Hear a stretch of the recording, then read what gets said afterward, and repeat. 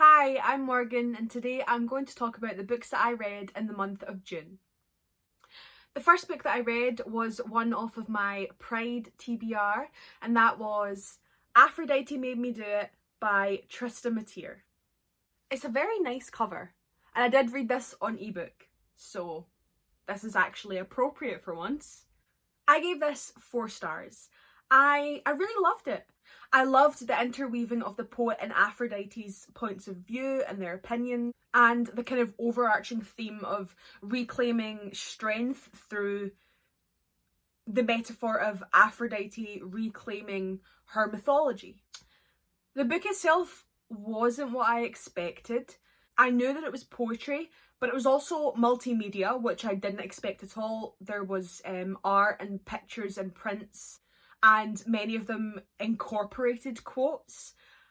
They were definitely relevant to the poetry that surrounded them, but it was not what I expected. I really loved how it looked at softness and femininity whilst also acknowledging the strength and ability to fight that women contain.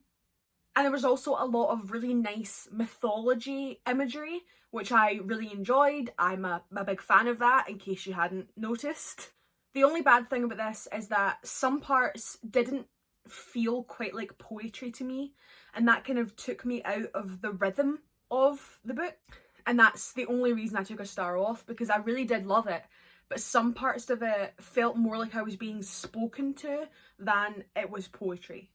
And I did read this for my Pride TBR, and while queerness isn't a big part of it, it's still significant to the poet's experiences and how she relates to Aphrodite and the parts of the book that Aphrodite has written. And I really enjoyed how it was just kind of woven in underneath everything else that she had to say.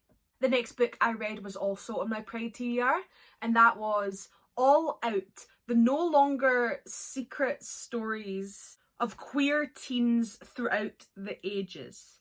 This is a book by various authors. This is very bad. It's not, you can't even see it properly. That's what it looks like. There we go. This is a short story collection by various authors. It is edited by Sondra Mitchell. I think I overall gave it 4 stars when I did my average of what I rated each story, and my breakdown is on my Goodreads. I'm just going to tell you what I rated each and then give you my favourites and my least favourites. I gave Roja 4 stars, The Sweet Trade 3 stars, And They Don't Kiss at the End 4 stars. I actually really enjoyed this one, but I thought it should have been longer.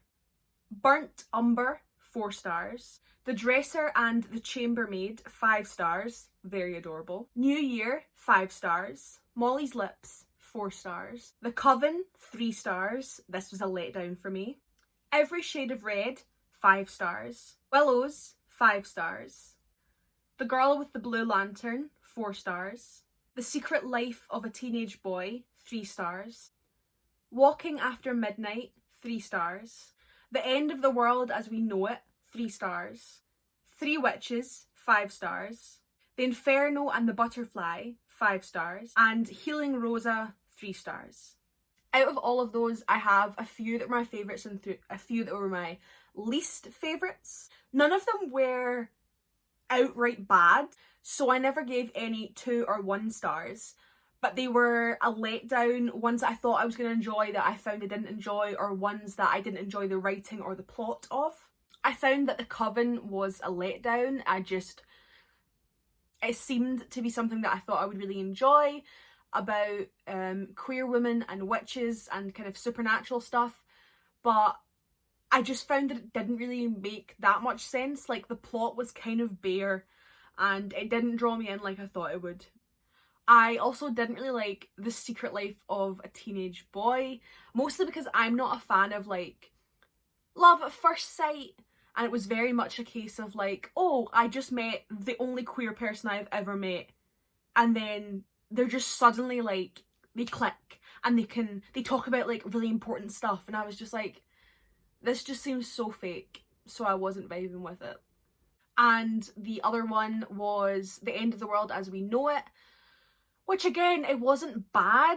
I just didn't find it that interesting. I didn't think there was that much substance behind it, so I couldn't really get into it, and I couldn't really care about the characters. My favourites were Willows, which is about two boys who run away from this like small town in like America in the Puritan times, and they find some witches, and I enjoyed it. It was very supernatural. I also loved Three Witches, which is extremely supernatural. I love a bit of supernatural, in case you hadn't noticed. And that has 3 points of view in it. A girl who is put in like a nunnery convent place because her brother finds out that she is queer, she's into women, and also one of the nuns who is helping her, who is kind of like drawn to her. And then also there's a third point of view that I'm not going to tell you, because when I read it I was like, oh my god! So, you know, I would recommend that one. It was really good. And then also I loved The Inferno and the Butterfly. It's about two young men who are assistants to magicians. I can't remember where and when, but it tells you at the start of the story. It's obviously old-fashioned. And one of them has a supernatural power, and they meet and they kind of fall in love, and it's all about how they are kind of stuck with their magician mentor people, and yeah, it was really good. The next book I read was The Priory of the Orange Tree by Samantha Shannon. I loved this. 5 stars. This chunky boy is one of my new favourites. This is high fantasy. There are 4 point of view characters that you follow who are all in different parts of the world, and it follows these characters who are preparing for the return of this kind of evil dragon worm thing. And also there are both kingdoms and queendoms, which I was very happy about. I think this is the first kind of proper high fantasy that I've ever read and really enjoyed. As I've said like multiple times, I loved it. Just a warning, I can't pronounce any of the names properly. I had to Google like how to pronounce a couple of the main characters' names. I was like, these are not obvious at all. I loved all of the different strands of the story, how we were in different parts of the known world. We were in the north, the south, the east, the west, and all of these different kingdoms who all had different opinions, different ways of life, and different plans basically for the return of the evil. And I loved how the character arcs of the main characters all kind of wove together and how they came together near the end. And a lot of it did happen how I expected it to, but I don't think that's a bad thing. A lot of people think that if a book does what you expect it to, it has to be bad, but it's not, because I enjoyed it. I got the catharsis. I was like, yes, this is what I wanted to happen, and it happened. So I definitely don't think that's a bad thing. And it also shows that she had a plan from the beginning, and we kind of knew where it was going, which is always interesting, and it gets you to keep reading. But I did still get surprised by certain parts of it, finding out who certain characters were and how they were related to like the history of the world. And I was definitely on the edge of my seat, because while I knew some things, I didn't know how it was going to end for any of the characters. So this was one of my books on my Pride TBR, and obviously I read it for the female-female romance, which by the way I'm going to talk about, so spoilers if you don't want to know about that. I loved how Sabran and Eid's relationship flourished, how it developed as they got to know each other. And I also enjoyed that the platonic relationships didn't take kind of a secondary backseat to the romantic relationships. The platonic relationships were just as important, if not more important, to all of the main characters. The Beck siblings were adorable. They were just a great family, and getting to see their relationships with Sabran and with Eid was just lovely, because they all cared about each other like family. Not in, oh, I'm in love with this person and they're in love with me, like everyone would expect us to be. They were friends and they were really close, and you get to see how that connection can still be a huge motivator and driving force for people. Some other great relationships were Eid's relationship with, I think it's Chisar, who is kind of her pseudo father, and then also Tane, I kept calling her Tane, but I don't think it's Tane. Her relationship with Susa, who's her friend. These were deep relationships that weren't romantic and also weren't blood relationships, but they were the most important things to these characters, which I absolutely loved. I love a good found family. I also really enjoyed the magic system. I thought it was really interesting and unique. The fire from within the earth, and then the star rot, and how that influenced the dragons and the worms. And also the idea of the tree channeling the magic, I thought was so interesting. I want to be a red damsel. Like, I want to go to the Priory. I want to eat those oranges. Give me supernatural powers, please. Overall, I just really enjoyed the world building and the different religions and the different societies, and how that played a big part in the plot. It played a big part in who the characters were and why they did the things they did, but also that they realised that the bad things that were happening were bigger than them. And I just loved it. I can't recommend it more. The next book I read was Rise Again by Ben Tripp. This was a disappointment. I gave this 2 stars. Did not like it, even though I thought I was going to love it. This is a zombie story, and it focuses on the outbreak. The main character is a veteran turned sheriff of a small town. It's in California. It's about zombies. The main character is a badass female sheriff. This should have been right up my alley, and it just disappointed me. For the first maybe 100 pages or so, it was solid. You know, it would have been a solid 3. It was fine. I didn't hate it. I was interested to see where it was going to go. But then it all went downhill. The main character, Dani, just isn't likeable, or she wasn't to me. Like, I didn't even find her sympathetic. A lot of the time, unlikable characters, you can still either feel for them if they're supposed to be the protagonist who you are rooting for. You can maybe feel sorry for them, you can understand why they act the way they act. Or if it's an antagonist or, you know, a bad guy who you're still supposed to root for, then they're going to be super interesting, and even though you think what they're doing is wrong, you're still really interested in it. But I just didn't like her, like, at all. This is so hard to hold. I also didn't really like the pacing. I thought it was too slow at the beginning, but then it sped right up and then slowed down again. The pacing I don't think was very good at all. It seemed to want to focus on the people are bad, look at what people do in bad situations thing, which is common in apocalyptic and zombie media in particular. And I don't always have a problem with that. I'm a big fan of The Walking Dead. So, you know, some of my favourite plot arcs in that are about terrible things that people do. But it focused too much on the zombies at the beginning for me to then segue into people. It felt like it was 2 different stories. There was also the kind of trope where it's like big bad men come in and they want to assault women. And I'm over that trope. I hate it. You can tell that a piece of media has been written by a man when it includes a trope like that.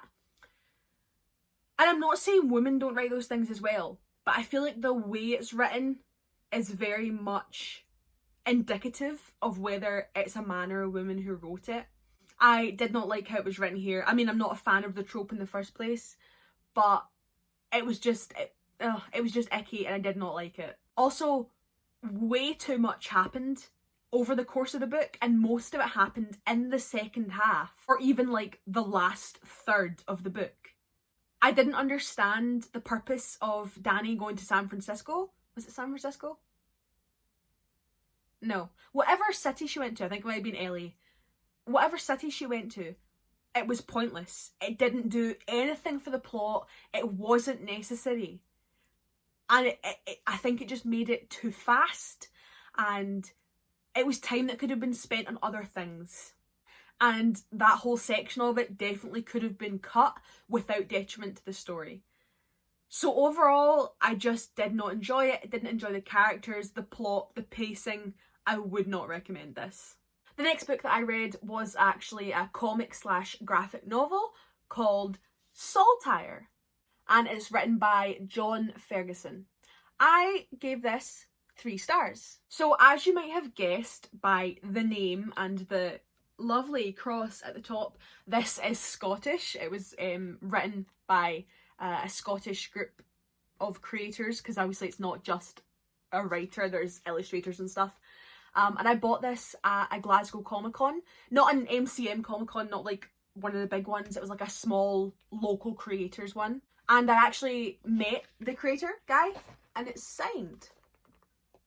Ta-da! He was really nice. He chatted to me and my dad for a bit about Scottish writing and comics and, you know, all that fun stuff. The plot is basically about an immortal guardian created to protect Scotland, like way back when, in like, I don't know, like 1300s, that kind of thing, possibly a bit later than that, but you know, when England was trying to invade, when Rome was trying to invade, all that kind of stuff. It's split into 3 chapters.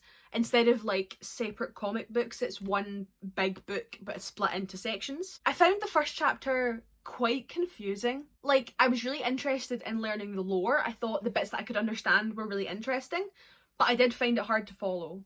And I struggled to understand why I was reading what I was reading. Like, certain parts of it, I was like, I don't really understand what's happening. Like, why are we here? Why are we talking to these people? I don't know. Chapter 2, again, I was kind of confused at the beginning. I think that the Guardians and who they are and how they work wasn't explained very well, which worked to confuse me. I believe that it's like a hereditary thing, so you pass it on through your family, or possibly like you pass it on to like a protege once you die, but that wasn't clear. So at first I thought that they'd all lived for like 500 years, and I was like, what was the point in making an immortal guardian if you lived for 500 years? And then it kind of became clear as I read it. But that definitely confused me and kind of put me off at the very beginning of the second chapter. However, I did really like the story arc in chapter 2. I liked that the undead aspect was focused on through the character of, I believe it's pronounced I think it's Banshee, as in like a banshee, but it's Scottish, so it's Banshee. Sith, I can't pronounce it, but you know, her. And her kind of undead, vampire, zombie people. And there were some really good battle scenes in chapter 2, and it was just really well illustrated. Overall, the whole thing is really well illustrated, but I enjoyed how the battle scenes were drawn in the second chapter. And chapter 3 mostly just felt like an excuse for more really cool battle scenes. Like, not that I'm complaining, I enjoyed it, but there was less of a progressing arc. I would have liked a little bit more of a story, but it was still really interesting, and there was a story there. It was easy to follow, and obviously all these beautiful battle scenes kind of made up for it. Overall, it was a good fun read. I would recommend this, especially because it's Scottish and obviously a smaller creator. It's not like a big Marvel DC thing. I just love comics and how they are their own medium with their own pros and cons, and I am glad I bought this to support local creators. And I will probably check out the next edition. The next book I read was Dreadnation by Justina Ireland. I would say that I'd give this a 3.5 stars. I rounded it up to 4 stars on Goodreads, but it's probably more of a 3.5. This is about a girl called Jane. She is mixed race, black and white, and she is training to fight zombies in the aftermath of the American Civil War. I have mixed feelings about this book because I found at the beginning it kind of felt boring. I was reluctant to read it, especially since I didn't really take to Jane as a character at first. But I did start picking up, and by probably about 130 pages in, I was really hooked on the storyline and I was excited to see where it was going. And I think it's just because it took its time to set up the world and to kind of figure out what was going on. I think that's why I felt like I took time to warm up to it.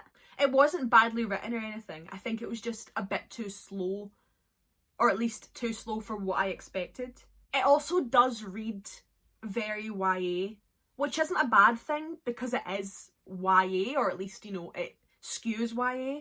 But personally, I can find that quite hard to get into, especially first person. But once I got into it, I enjoyed it. You may have already picked up on my love for zombie media, but I particularly love those that take traditional zombie tropes and just kind of ideas and put an interesting spin on it. And this is definitely what Dreadnation did. Having zombies in history, I think, is so interesting. Like Pride and Prejudice and Zombies, I have seen the movie and read the book. The book's alright, but I really enjoyed the movie because you're immersed in this historical world whilst there's still being zombies. And I think Justina Ireland did that really, really well. We kind of got to see a great mix of historical fiction, as in writing about history and how things were, but also like the weird, gory aspect of zombie fiction.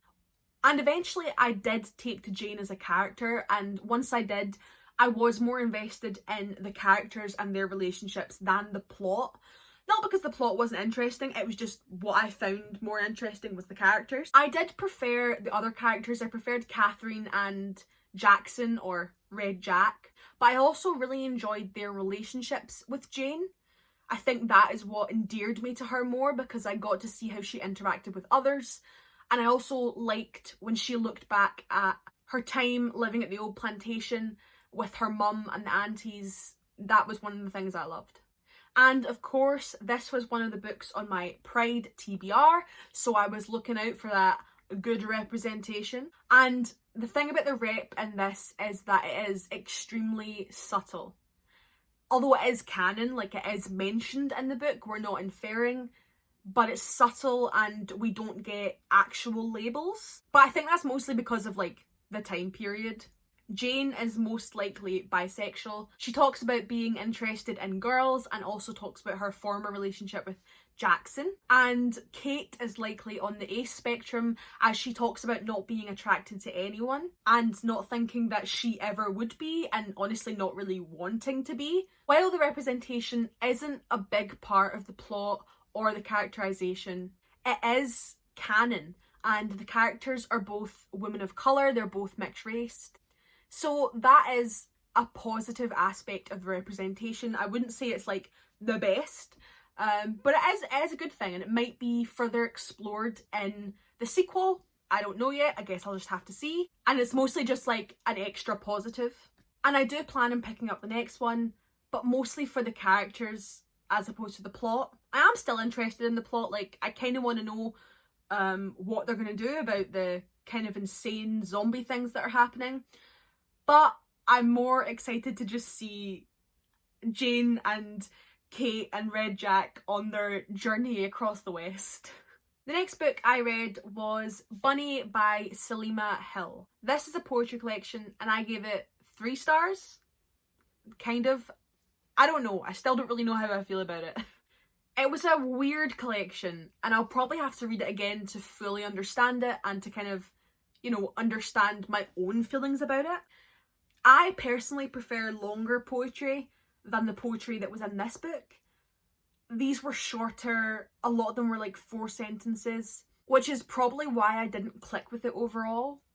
But there were some really interesting metaphors, so I'd like to maybe read it again and see if I can get anything else out of that and kind of explore the metaphors some more. But overall, it was weird. Like, I don't have a lot to say, it was just weird. Thank you, poetry friends, for recommending me that weird time. The next book I actually read on audiobook, and that was Eloquent Rage, A Black Feminist Discovers Her Superpower by Brittany Cooper. I've been seeing a lot of recommendations recently because of obviously all the stuff that's going on in the world right now, the Black Lives Matter movement, and I've been trying to educate myself. So I downloaded this from my library and got listening to it straight away. This is a non-fiction book. It is a black woman talking about her experiences as a black woman and a black girl, and the systematic issues that shaped her life and the lives of others. I gave this 4 stars, but I wouldn't say it's kind of my usual rating system, because I don't feel like memoirs and non-fiction can be rated in the same way that fiction books are. The only reason I gave it 4 and not 5, because it was really well written and really educational, is that I felt certain parts skewed a little too memoir-like, and it kind of contrasted with the rest of the book, and you know, I kind of found it hard to keep the flow going when it would change every now and then. But other than that, I really enjoyed it. I thought it was, well, I say enjoyed, you know what I mean, it's an educational book. I thought it was really well written and really informative, and it told me a lot about the experiences of black women. Obviously, since it was written by an American, it is specific to American experiences, but it did help me understand a lot of the feelings behind it, because it focuses a lot on the black female experience whilst still embracing intersectionality, which wasn't much of a surprise to me at all, because black women tend to be the most vocal intersectional feminists, and we could all do with following their lead. I don't have a lot to say about this because it isn't my place to, but as someone who aims to be an intersectional feminist, I try my best to be intersectional. I did find this educational and enjoyable, particularly since the author read the audiobook, so I felt like she was having a conversation with me. Well, not me specifically, more like I was attending a lecture or listening to a TED Talk. Not quite informal, but it definitely helps you understand her, because you hear her tone and how she wanted it to be written. The next book I read was Echoes of Us by Kat Zhang. Dear God, I cried. I teared up. Whew. 4 stars. The ending was a lot. I got very emotional. So this is the last in a series. It's basically set in a world where people are born with 2 consciousnesses inside of their body, and by the time they hit puberty, one of them basically disappears. And it's about Addie and Eva, who are 2 consciousnesses in one body, and they never had this disappearing section, and they meet a bunch of people who are the same as them, what's called hybrids, and they keep their 2 souls for like their whole life. I love the characters of Addie and Eva so much. I love their sister relationship. Oh, they stay with me, and they're going to stay with me for the rest of my life. I think the plot of this one was quite quick and kind of convoluted, but it's just kind of convoluted in the general wild YA sense. You know, you read a YA book and you go, this would never happen. But like, in a good way, it's enjoyable. Like, Eva and Addie are 15. How are they going to be the ones to topple a government? I think the characterisation of the main characters, not just Eva and Addie, but the other characters, I think it's really consistent throughout the series. It's made it a lot easier for me to jump between the books, because it has been a long time since I've read the other ones. So I found the characters really easy to pick back up and really easy to understand. I still have a lot of questions about this universe. I probably always will have. And even though I think the ending was quite quick, I think it was kind of rushed at the end, but I do think the ending was right for the story and for the girls. But I would have loved more of it, and I would have loved more of what's going to happen in this universe. So the last 2 books that I read were actually rereads. The first one was The Crucible by Arthur Miller. I gave this 5 stars. I love it. I am basic as fuck, and I embrace that. In case you have never heard of it, this is a retelling of the Salem witch trials. It's a kind of fictionalised history. Some parts are based off of truth, of what little documents we have from that time, but a lot of it is kind of, you know, made up by Arthur Miller. A lot of it is supposition on his behalf, and the characters themselves you know, we don't know what they were like in real life, so, you know, it's all just kind of Arthur Miller's own characterisation. And what I do love about this is how much Miller puts into the characters. You can delve into one line or one stage direction and learn so much about the characters as people, about their motivations, about why they find themselves on which side they do in this story, why they value what they value, and why they react in the ways they do. I also think it's a good interpretation of hysteria and moral panic. We definitely see some kind of version of what may have happened in Salem. I love to hate Abigail and I hate to love John Proctor. They're just such amazing characters, so well written. Abigail is one of the kind of weird evil woman that lives rent-free in my brain. Like, she's in there with Amy Dunn, she's in there with the Preaker siblings. It's wild. And also, Reverend Paris is a little bitch. You can quote me on that. We been you. And the last book that I read was Grief is a Thing with Feathers by Max Porter. Another reread, also 5 stars. This is one of my favourite books.